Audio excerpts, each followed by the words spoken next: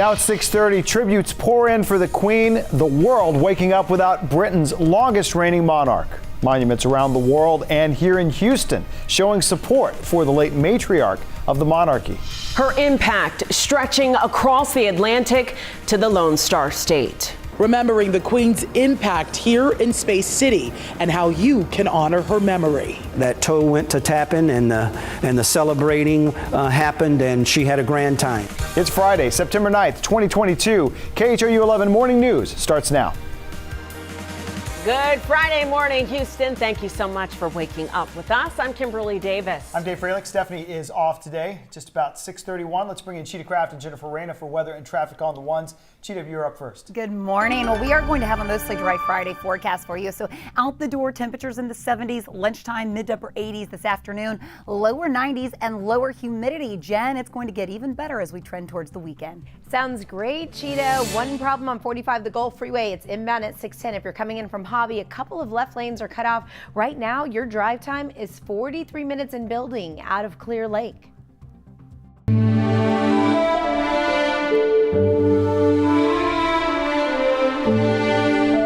This morning, the world is waking up without an iconic leader, Queen Elizabeth II. Yeah, the Queen passed away at Balmoral Castle in Scotland with the royal family by her side. CBS News correspondent Tina Kraus joins us live from Windsor Castle. And Tina, we know the royals, including the king, are now headed back to London.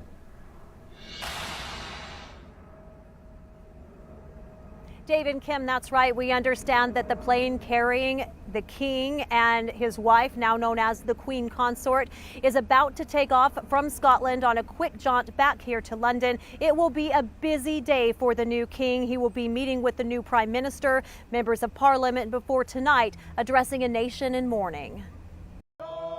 Outside London's Buckingham Palace, a large crowd sang Britain's national anthem.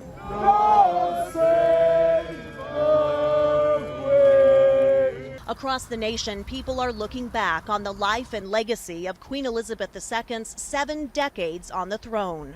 And we've all known just one queen. She's a person we've always looked up to.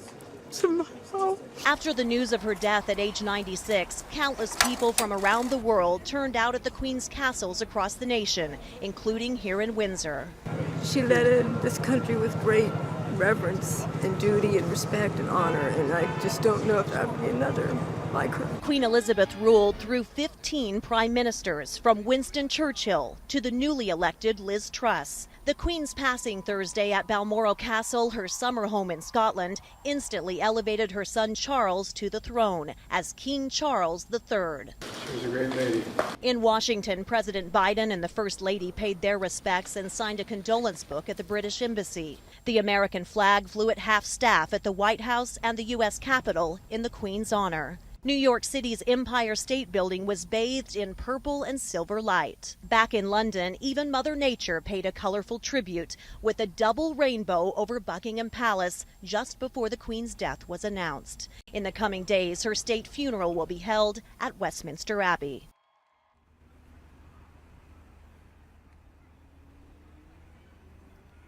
And there are bells tolling across Britain today in the Queen's honor. We are also expecting in less than an hour a gun salute at Hyde Park in London. 96 guns, 96 times they will fire to honor the Queen's life. Kim? Quite a legacy. Tina Kraus live for us at Windsor Castle. Thank you.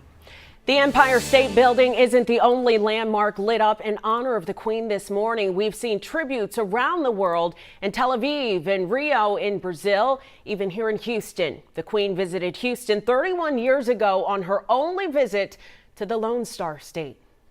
Queen Elizabeth II was the first British monarch to ever visit Texas, and the BBC covered the royal trip in 1991 as Space City welcomed the Queen and her husband, Prince Philip, with a parade at Houston City Hall, where she also spoke with first graders from West Lawn Elementary. The royal couple joined a packed sanctuary at the historic Antioch Missionary Baptist Church downtown in the 4th Ward for a gospel concert, and also toured Johnson Space Center. The trip wrapped up with a private dinner at the Museum of Fine Art, where Governor Ann Richards joined the Queen. Then it was on to Dallas, where she went to a ball game with President George H.W. Bush. And the tributes to the Queen are pouring in here in the Bayou City. Houston's become home to many from the UK, and even native Texans are reacting to this news. Ugochi Iloka is live for us. We may be thousands of miles from England, Ugochi, but many here are still touched. Dave and Kimberly, so many. I mean, look, Queen Elizabeth made front page news on the Houston Chronicle this morning to show just how much of an impact she had on our city. Mayor Sylvester Turner even saying he remembers just how smart she was and what a great sense of humor she had when they met. City Hall lit up now behind us in Her Majesty's honor. Now, Mayor Turner also went on to share when the Queen toured Houston in 1991, he helped welcome her as a state representative at the time. Meanwhile, other Houstonians are sharing their thoughts on the Queen's passing. Rice University professor David Alexander is a British citizen. He was awarded the Order of the British Empire at Buckingham Palace in 2018. The Queen really stood for the country, and that isn't just the country today, but it's the history of the country, good and bad. Yeah, just back out here live, just giving you another look of the red, white, and blue colors here at City Hall, lit up in her honor. If you'd like to remember the Queen, pay your respects, we know the British Consulate Office in Houston this morning is welcoming everyone to stop on by. They'll have people visit the condolence book there. That'll start at 10 a.m. this morning, and then it'll continue again next week. Kimberly?